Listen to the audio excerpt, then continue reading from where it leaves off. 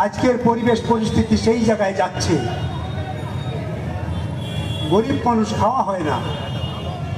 বিরাট বিপ্লব হয়েছে, গোটা দেশ জুড়ে আন্দোলন হয়েছে, লড়াই হয়েছে, সংগ্রাম হয়েছে। সেই লড়াই সংগ্রামের মধ্য দিয়ে দেশে একটা আইন তৈরি হলো। সেই আইনটা কি? গরিব মানুষ কাজ পাবে, 100 দিনের কাজ। গোটা দেশের গরিবদের জন্য একটা আইন করতে হবে। গোটা দেশের কোন রাজ্যে এই আন্দোলন গড়ে উঠতে পারলো না, পশ্চিমবঙ্গে সে প্রথম এই আন্দোলন গড়ে উঠলো। পশ্চিমবঙ্গের খেটে খাওয়া গরিব অংশের মা বোনেরা, খেটে খাওয়া গরিব ক্ষেত মজুর, প্রান্তিক কৃষক সকলে মিলে ঐক্যবদ্ধ আন্দোলন পার্লামেন্টের দরজা নাড়িয়ে দিল। পার্লামেন্টে 62 জন এমপি। আমরা বললাম তোমরা পার্লামেন্টের ভিতরে লড়াই করো, আমরা পার্লামেন্টের বাইরে সমস্ত খেটে খাওয়া গরিব অংশের মানুষকে ঐক্যবদ্ধ করে আমরা পার্লামেন্টের দরজায় যাব। যতদিন না গরিবদের এই আইন তৈরি হবে ততদিন পার্লামেন্টের মধ্যে তোমরা লড়াই করবে, আর ততদিন আমরা বাইরে সব গরিব অংশের মানুষকে ঐক্যবদ্ধ করে গরিবদের স্বার্থ রক্ষা করার জন্য এই আইন আমাদের তৈরি করে যেতে হবে। আজকে সেই আইন তৈরি হয়েছে, 100 দিনের কাজ। সেই 100 দিনের কাজের জন্য সারা ভারতবর্ষের গরিব মানুষ আপনাদেরকে দুহাত তুলে অভিনন্দন জানায়। ভারতবর্ষের যে কোনো প্রান্তে, যে কোনো রাজ্যে আপনি যান, খেটে খাওয়া গরিব অংশের মধ্যে যদি যান, খেটে খাওয়া পরিবারে যদি আপনি পৌঁছে যান, গরিব পাড়ায় যদি আপনি পৌঁছে যান, ওরা যদি শোনে যে পশ্চিমবঙ্গ থেকে একজন এসেছে, লাল ঝান্ডার লোক, লাল ঝান্ডার মা বোনেরা এসেছে, দুহাত তুলে আপনাদেরকে আশীর্বাদ দেয় আর বলে যে তোমাদের জন্য আজকের আমি কাজ পাচ্ছি। তোমরা ওই যে লড়াই করেছিলে, তোমাদের লড়াইয়ের জন্য 100 দিনের আইন তৈরি হলো। আর এই 100 দিনের আইনটা তৈরি হয়েছে বলে আমি বিহারের গরিব মানুষ কাজ পাই, আমি উড়িষ্যার গরিব মহিলা হলেও আমাকে কাজ দিতে বাধ্য থাকে সরকার, আমি মহারাষ্ট্রের গরিব আদিবাসী মহিলা হলেও সরকার বাধ্য হয় কাজ দিতে, আমি ঝাড়খণ্ডের মহিলা হলেও আমাকে কাজ দিতে বাধ্য হয় সরকার। সেই জন্যই আমাদেরকে সম্মান জানায়, সেই জন্যই পশ্চিমবঙ্গের খেটে খাওয়া গরিব অংশের মানুষকে তারা সম্মান জানায়। সেই 100 দিনের কাজ আইন থাকা সত্ত্বেও নরেন্দ্র মোদী সরকার সেই আইন ভুলণ্ঠিত করে বুড়ো আঙুল দেখিয়ে গরিব মানুষকে 2 বছরের বেশি টাকা আটকে রেখেছে।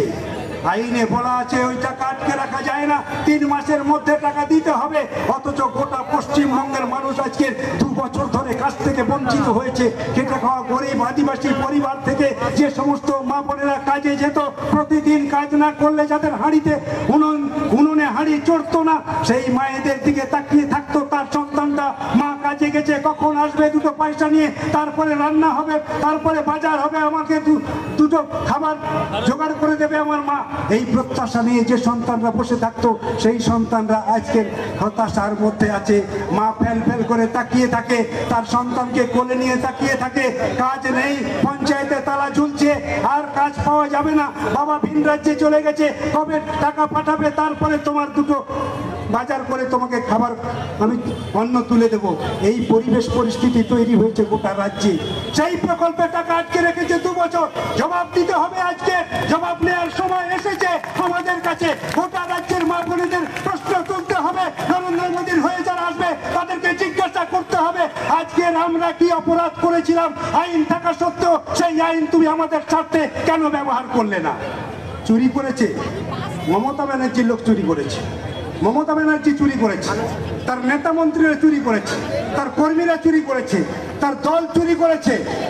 চুরি করলে তার শাস্তি নিতে হবে, শাস্তি দাও। কিন্তু তাদের শাস্তির অপেক্ষায় গোটা রাজ্যের হাজার হাজার লক্ষ লক্ষ গরিব খেত মজুর, যাদের গতর একমাত্র সর্বস্ব, তাদের অধিকার তুমি কেড়ে নিতে পারো না। তাদের শাস্তিও দিল না, আমাদের টাকাও দিল না। টাকা আমরা পেলাম না, 100 দিনের কাজ থেকে আমরা বঞ্চিত হলাম। 100 দিনের কাজ মানে শুধু আমার পেটের জন্য না, 100 দিনের কাজ মানে আমার পেট, আমার সন্তান, আমার সমাজ। 100 দিনের কাজ মানে পরিযায়ী শ্রমিকের রাস্তা বন্ধ করা। 100 দিনের কাজ মানে তাকে ভিন রাজ্যে যেতে হবে না। সেই 100 দিনের কাজ বন্ধ করে দিয়ে আজকের গোটা সমাজ ব্যবস্থাটাকে তারা ভেঙে দিল। 100 দিনের কাজ অনেক বেশি স্থায়ী সম্পদ তৈরি করে। ওরা জানে 100 দিনের কাজ মানে স্থায়ী সম্পদ তৈরি হয়। সেই স্থায়ী সম্পদ 2 বছর ধরে আমাদের রাজ্যে হলো না। 2 বছর ধরে হাজার হাজার গরিব মানুষ তারা কাজ পেল না। আর তৃণমূল আর বিজেপি দুজন ভিতরে ভিতরে নাটক তৈরি করলো। বলে নাটকটা এমনভাবে তৈরি করো যাতে পশ্চিমবঙ্গের মানুষ ওই নাটকেই দেখবে, কিন্তু কোনো দিনের জন্য 100 দিনের কাজের টাকা পাবে না। সেই নাটক মঞ্চস্থ করলো তার ভাইপো দিল্লি থেকে ফিরে এসে রাজভবন থেকে তারপরে যখন বুঝলো যে না এই নাটক মানুষ আর খাচ্ছে না, আমাদের চুরি ধরে ফেলেছে এরা, জবাব দিতে হবে, টাকা দিতে হবে। কানে কানে পিসিকে বললেন, পিসি আর উপায় নেই, আমার নাটক ধরে ফেলেছে, আমি নাটক করলে মানুষ আর শুনবে না, টাকা তোমাকে দিতে হবে। তাহলে কজনকে টাকা দেব? 12-14 লাখ লোককে টাকা দিলে হবে তো? দুদিন চুপ করেছিল, তারপর 1 সপ্তাহ পরে ফিরে গিয়ে পিসিকে বললো, পিসি ওই 12-14 লাখ দিলে হবে না, ওটা প্রায় 60 লাখ লোককে টাকা দিতে হবে। বলে 60 লাখ লোককে টাকা দিতে হবে? বলে হ্যাঁ 60 লাখ লোককে টাকা দিতে হবে। 60 লাখ লোকের মধ্যে কাজ করা লোক হচ্ছে 10 লাখ, বাকি সব লাখ হচ্ছে আমার। সব বন্ধুদের অ্যাকাউন্ট আছে, ওই অ্যাকাউন্টে তোমার টাকা সব চলে যাবে। কারণ ওদিকে দেখেছো ওই সুজন চক্রবর্তীর আইন করে, সীতারাম ইয়েচুরির আইন করে কোর্টে গিয়ে আমাদের এই ইলেকট্রাল বন্ড সব বন্ধ করে দিয়েছে, এবার আর ওই টাকা পাবো না। তাহলে গরিবদের টাকা দিয়েই এবার আমাদের ভোট করতে হবে। তাই তুমি 60 লক্ষ লোককে টাকা দাও, এই চক্রান্ত করে গরিবদের টাকা নাম করে আজকে তাদের অ্যাকাউন্টে টাকা চলে যাচ্ছে। জবাব নেবেন না? জিজ্ঞাসা করতে হবে না? ওটা আমার হকের টাকা, সেই হকের টাকা তুমি দিচ্ছ, তোমার অ্যাকাউন্টে চলে যাচ্ছে কেন? আমি টাকা, তোমার লোক চুরি করেছে, নরেন্দ্র মোদী টাকা দিচ্ছে না কেন? তুমি কোর্টে যেতে পারলে না কেন? দ্বারস্থ হলে না আইনের?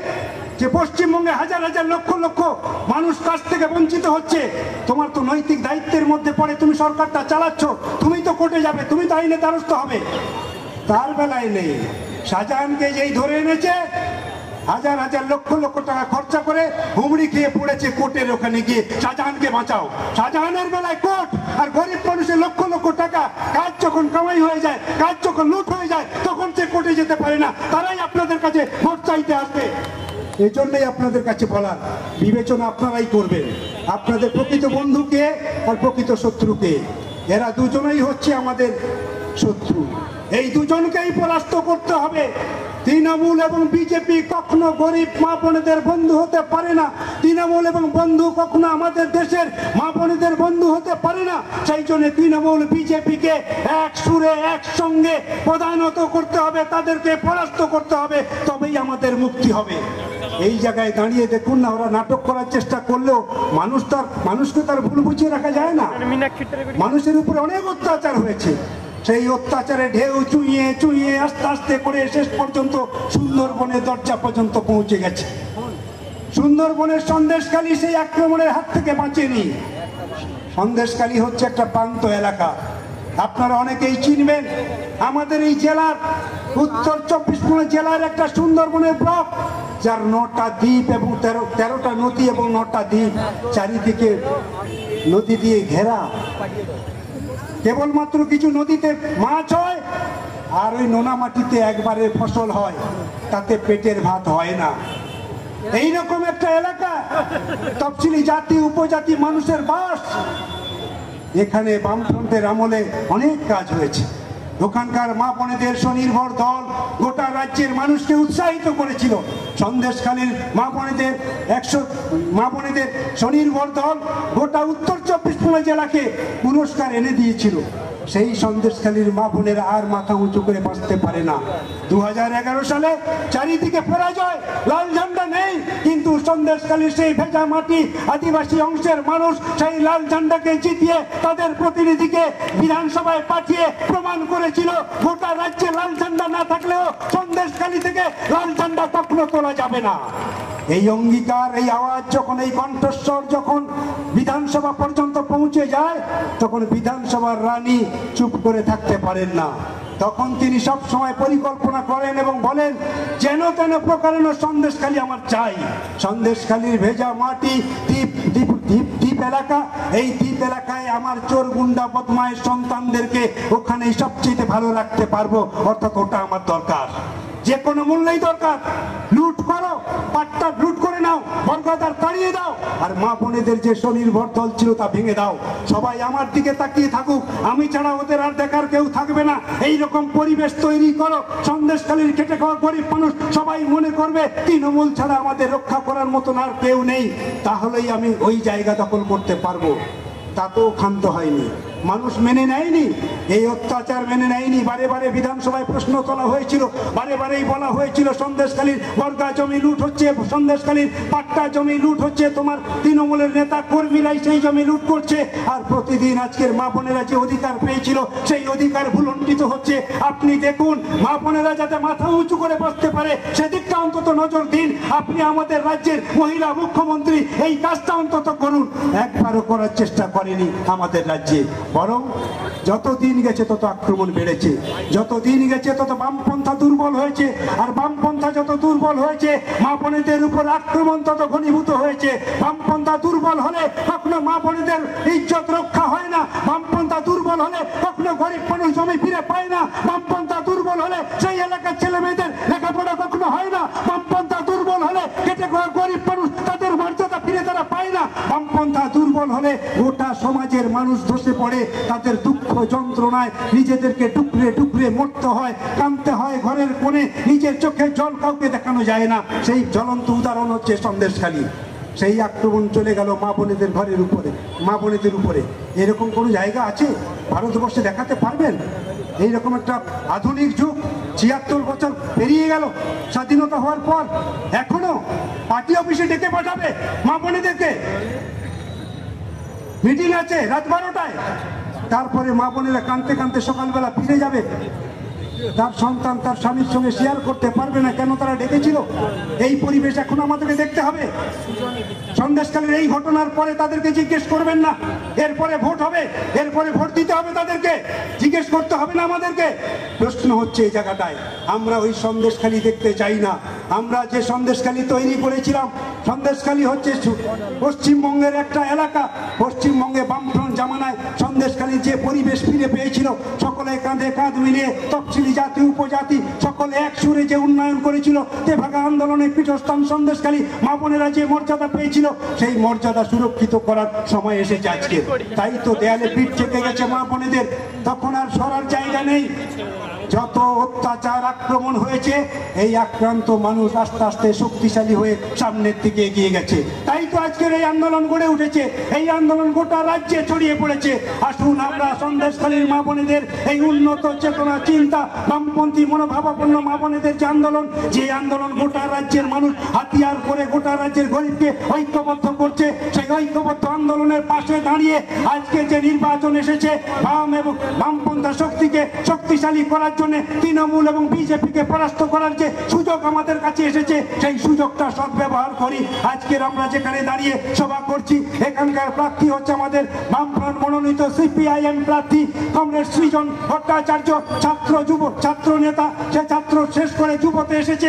আমাদের প্রিয় নেতা সৃজন চক্রবর্তীকে লাল ঝান্ডায় জেতাতে হবে। কাস্তে হাতুড়ি তারা চিহ্নে ভোট দেবেন। লাল ঝান্ডা শক্তিশালী হলে আবার আমাদের মা বোনেরা নিজের মতন করে তার জীবনকে তৈরি করতে পারবে। লাল ঝান্ডা শক্তিশালী হলে আবার গরিব মানুষ তার মতন করে তার জীবনটাকে তৈরি করতে পারবে। লাল ঝান্ডা শক্তিশালী হলে গ্রামের গরিব ঘরের সন্তানদের লেখাপড়া হবে। এই প্রত্যাশায় লাল ঝান্ডাকে জেতাতে হবে। আর দেশকে রক্ষা করার জন্য বিজেপি এবং তৃণমূলকে পরাস্ত করতে হবে। আগামী দিন আপনারা এই কাজ করবেন, এই প্রত্যাশা রেখে আপনাদের সকলকে অভিনন্দন, লাল সালাম জানিয়ে আমার বক্তব্য আমি এখানে ইতি করছি। ইনকলাব জিন্দাবাদ, বামফ্রন্ট ঐক্য জিন্দাবাদ।